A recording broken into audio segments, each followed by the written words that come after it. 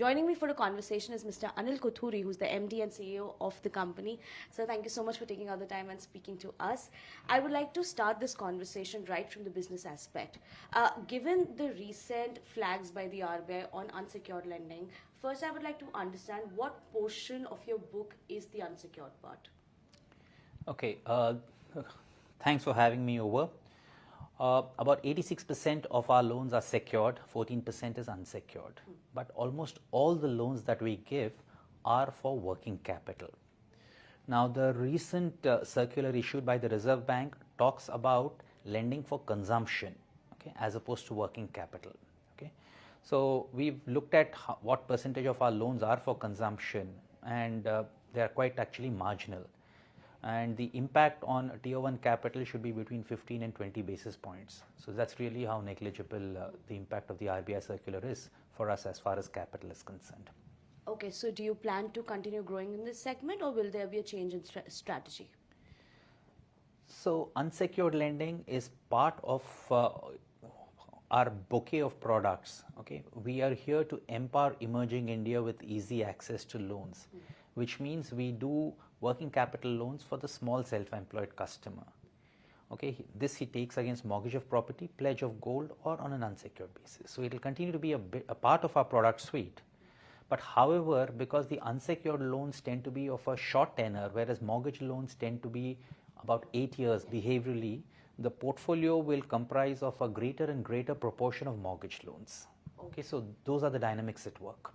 Okay, fair enough. Thanks for that. Since I've started the topic of the RBI, I would also like to understand from you, so the credit risk weights have been increased recently. Are you anticipating any impact on your borrowing cost at this point? So we are a AA company, which means the risk weight for us has gone up from 30 to 55. Whereas for a AAA company, it's gone up from 20 to 45. So in a strange paradoxical way, the highest impact of the increased risk weight will happen on the highest rated companies. But having said that, there is a spreadsheet or a calculated cost of borrowing, and there's a marketplace reality. You look at our cost of borrowing, last year we were rated AA minus, but our cost of borrowing was a full percentage point lower than AA plus companies. Okay. So it is our belief that the reality of the marketplace will trump, the computation and the calculation, and we will endeavor to make that happen. Okay, and do you have a timeline in place? Is it more near term at this point? So what happens is that now we've raised 600 crore rupees, so our borrowings will be less for the next, 3 to 4 months. Right. But after that, the industry would have digested this circular, and we will see, how banks are, going to price their loans. Okay. There will be an impact, but my sense is it should be muted. All right. Okay. Thanks for that, sir. Coming to the asset quality now, I was seeing the RHP as well. Compared to your peers like 5-Star and Aptus, your NPAs are relatively higher. I would like to understand why is that, and how do you plan to keep that in check going forward?